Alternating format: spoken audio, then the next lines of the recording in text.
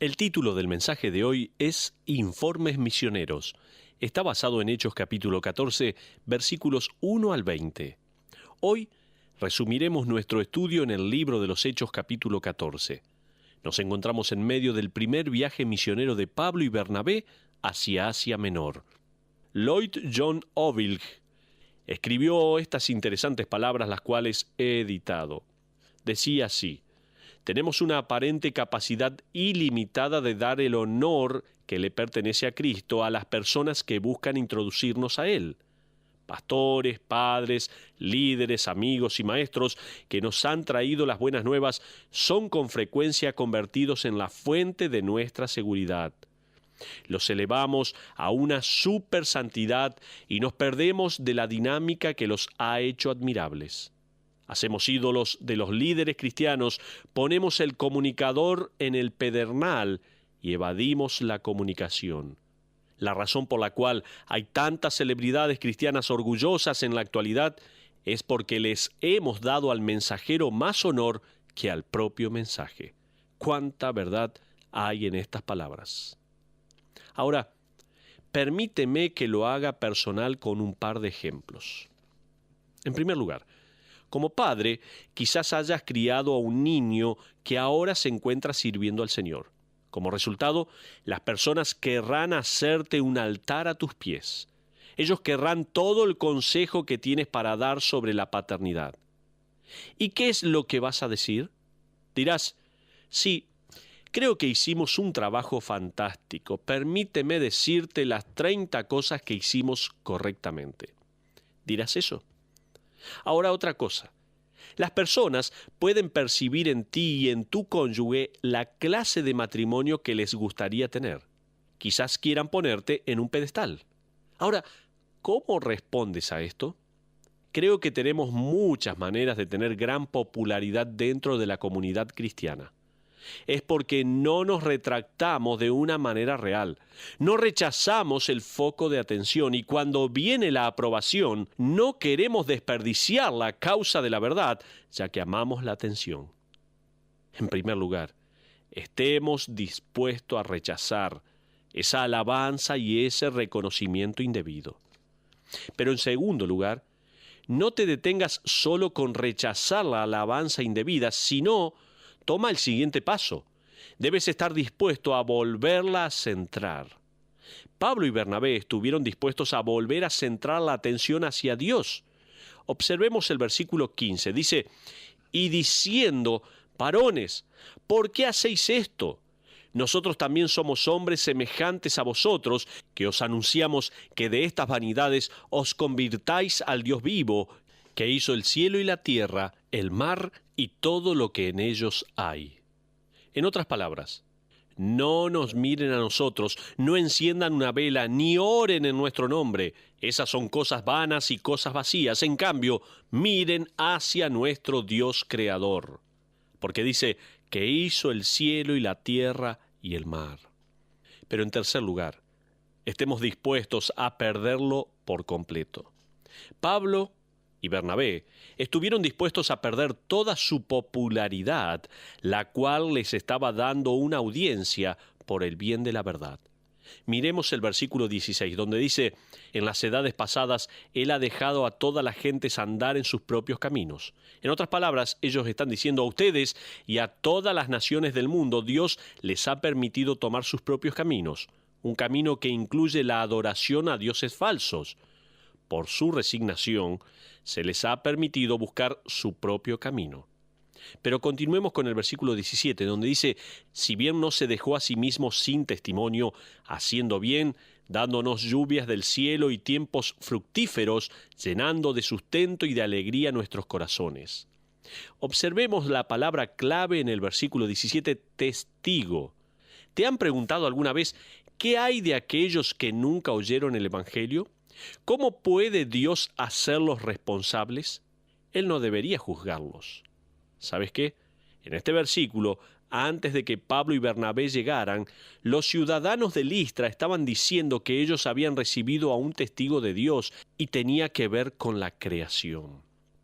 Vamos a adelantarnos ahora al libro de Romanos, en donde Pablo habla ampliamente sobre la testificación de Dios a cada persona.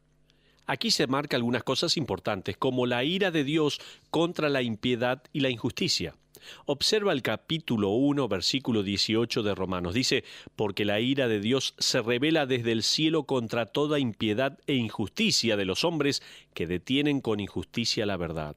Por lo tanto, la ira de Dios se revela contra la impiedad y la injusticia.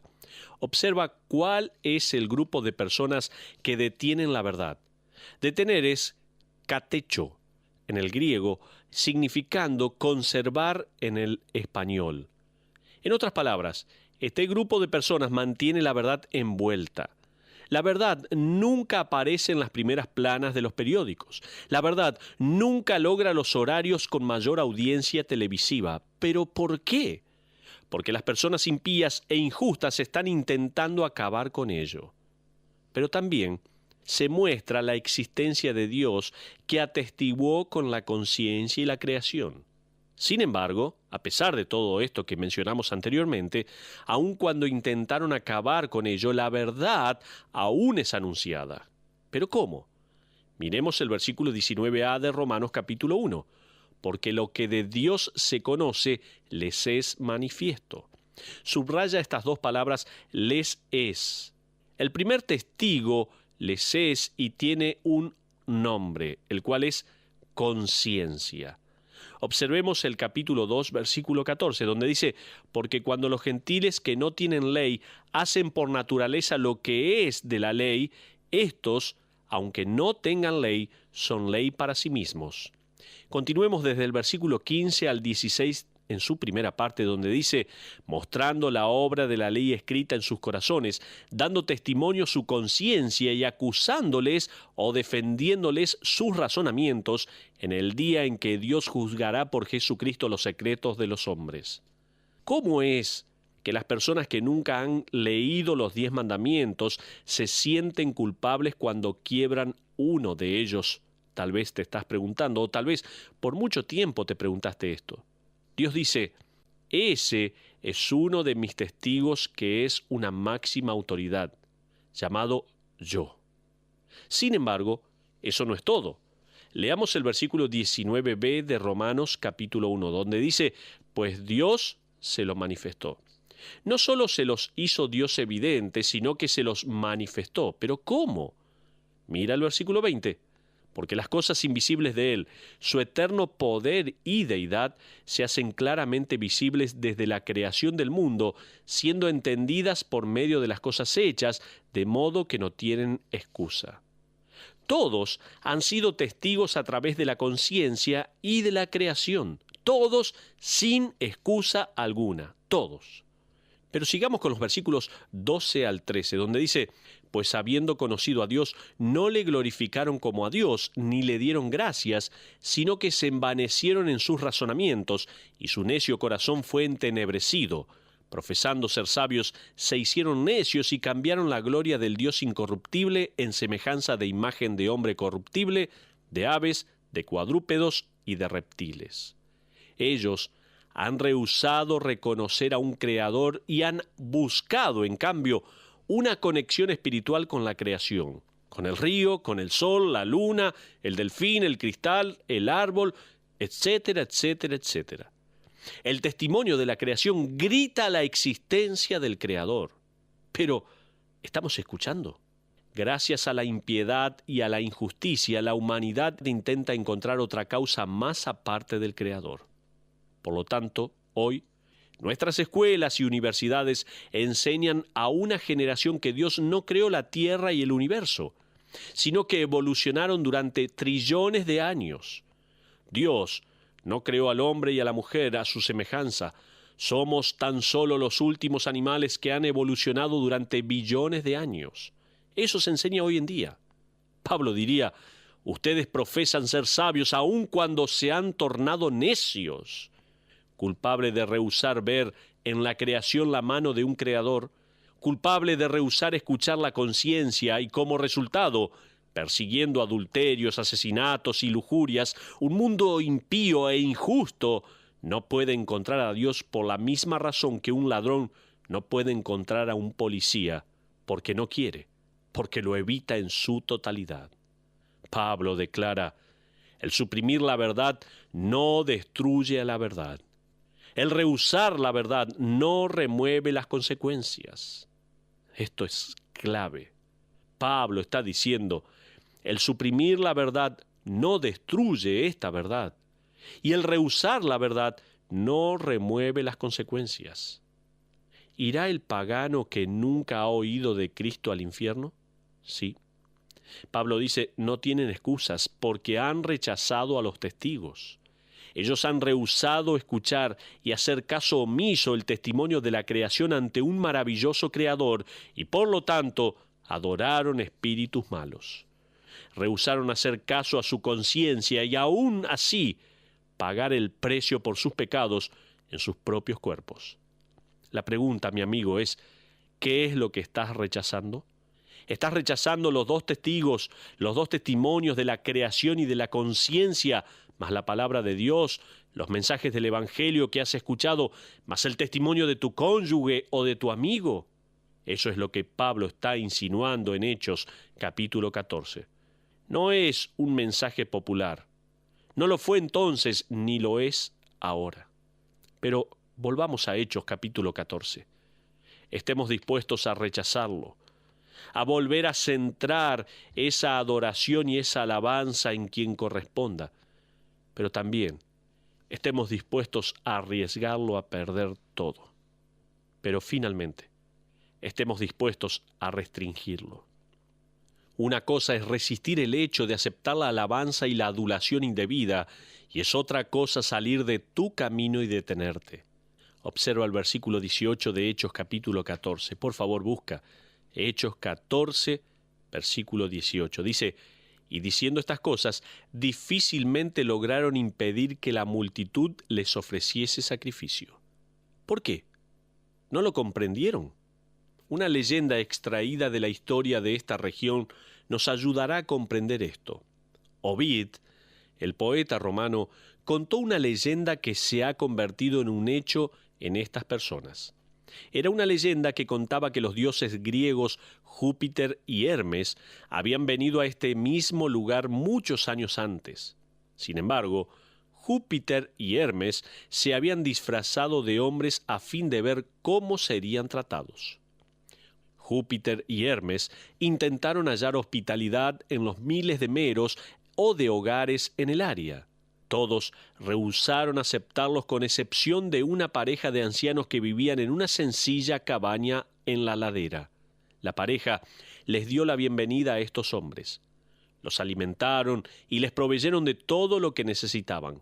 Y luego, que la comida hubo finalizado y que el recipiente del vino estuvo vacío, esta anciana pareja, según la leyenda, vieron cómo el recipiente del vino se llenó milagrosamente.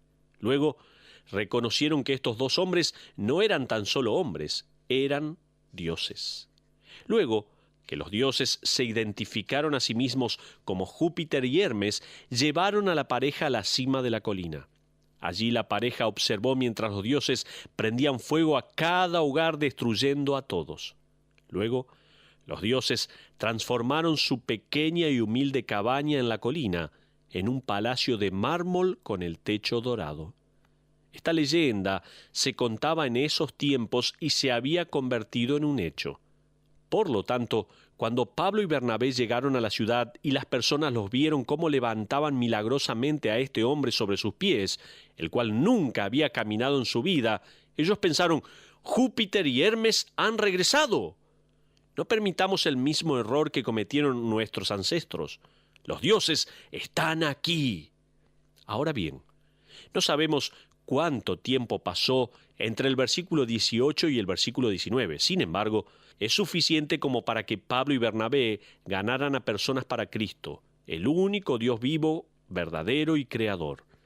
Sin embargo, observa el versículo 19, donde dice: entonces vinieron unos judíos de Antioquía y de Iconio, que persuadieron a la multitud y, habiendo apedreado a Pablo, le arrastraron fuera de la ciudad pensando que estaba muerto.